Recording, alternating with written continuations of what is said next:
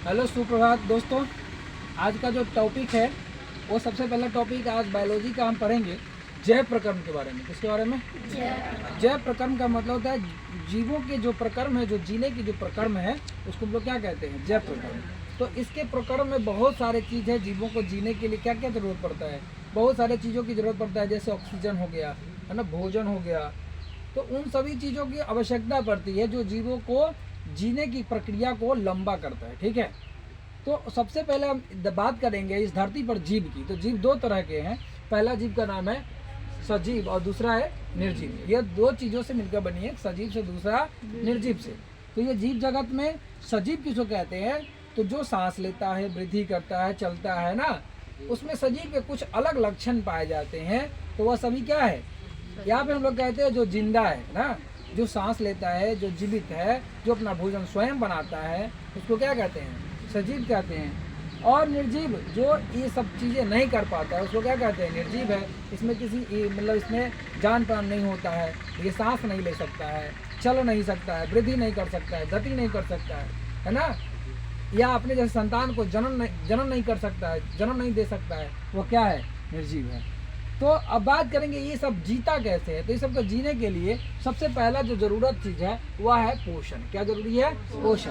सबसे पहले पोषण का होना जरूरी है। किसी भी जीव के लिए जीने के लिए उसका पोषण होना अति आवश्यक है। तो पोषण की बात करें, पोषण क्या है? पोषण जो होता है, हमारा जो पोषण होता है वो भोजन के माध्यम से होता है। किसके माध्यम से होता है? भोजन के माध्यम से। तो अगर हम बात करें भोजन का, तो भोजन जो है, भोजन क्या होता है? तो भोजन होता है जो हम खाना खाते हैं। आप कहेंगे भोजन किसको कहेंगे? तो भोजन कहिएगा कि हम जो खाते हैं वो भोजन। क्या है? सही है? नहीं, भोजन वह है, वह खाद्य पदार्थ जिसको खाने से हमें शरीर में किसी प्रकार की कोई दिक्कत नहीं होती है। हमें वह क्या करता है? हमें फायदा पहुंचाता है, बिना नुकसान किए हमारे शरीर को क्या करता है? बनाने का काम करता है। वह क्या है? भोजन है। वह हमारे शरीर में जाने के बाद टूट फूट का मरम्मत करता है और हमारे शरीर का निर्माण करता है। वह क्या है? भोजन कहलाता है। तो भोजन का काम तीन तरह का है। पहला शरीर निर्माता, यह शरीर का निर्माण करने का कार्य करता है। दूसरा ऊर्जादायक, और शरीर निर्माण करने के साथ साथ हमें ऊर्जा प्रदान करता है। तीसरा है विनियंत्रक, ऊर्जा प्रदान करने के बाद भी शरीर को नियंत्रण करके रखता है। वही क्या है? भोजन है। हम कह सकते हैं यह बॉडी बिल्डर्स है और एनर्जी लेवल्स एंड रेगुलेटर्स है। तो अब बात करेंगे बॉडी बिल्डर्स यानी शरीर निर्माता में क्या क्या आता है। जो हम खाना खाते हैं उसमें क्या होता है? प्रोटीन होता है, खनिज होता है ना। और ऊर्जादायक के रूप में कार्बोहाइड्रेट और वसा आता है। और विनियंत्रक का कार्य जो है विटामिन और खनिज करता है। ठीक है, उसी प्रकार अब हम बात करें तो यह पोषण के माध्यम से दो तरह का पोषण होता है जीव में। एक स्व पोषण होता है, दूसरा पर पोषण होता है। स्व पोषण का मतलब होता है अपने से पोषण करना, अपना से भोजन बनाना, खुद भोजन बनाना, खुद ही खाना। ये क्या कहता है? स्वपोषी कहलाता है। जैसे पौधा है, यह किसी पर निर्भर नहीं रहता है, डिपेंडेंट नहीं रहता है, यह सूर्य प्रकाश में क्या करता है? अपना भोजन बनाता है। उसी तरह परपोषी होता है, यह बिना भोजन बनाए क्या करता है? खाना चाहता है। जैसे आपके शरीर में देखिएगा जो खटमल जो होता है, खटमल क्या करता है? मानव का रक्त पीता है, खून पीता है ना। खून खत्म हो जाएगा तो इसका भोजन मिलेगा? नहीं मिलेगा। उसी के शरीर में रहता है और क्या करता है? खून पीता है। उस यानी कि भोजन, इसका जो भोजन जो मिलता है वो कहाँ से मिलता है?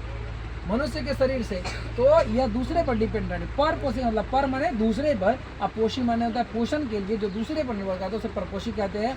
स्वपोषी जो अपना पोषण के लिए अपने पर निर्भर स्वयं करता है वो क्या कहलाता है? स्वपोषी कहलाता है। अब ये प्रकाश संश्लेषण की बात करें तो प्रकाश संश्लेषण को इंग्लिश में फोटोसिंथेसिस कहते हैं।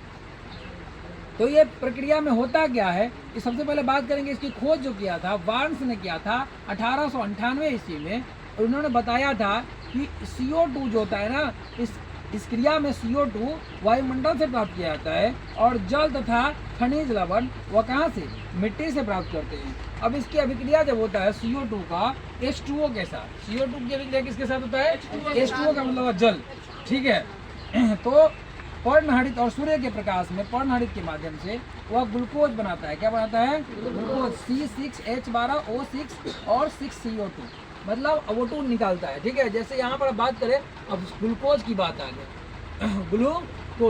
ग्लूकोज का हम आपको ट्रिक देते हैं याद करने का। याद रखिएगा, इसका फॉर्मूला होता है C6H12O6 यानी कि लिख सकते हैं CHO का मतलब क्या हुआ? कहो। क्या कहेंगे? 6 12 6। इस तरह से हम ग्लूकोज का सूत्र को याद रखा जा सकता है। कहो 6 12। ठीक है, तो आपका ये बात समझ में आई, जितनी बातें बताएं वो समझ में आई। Thank you.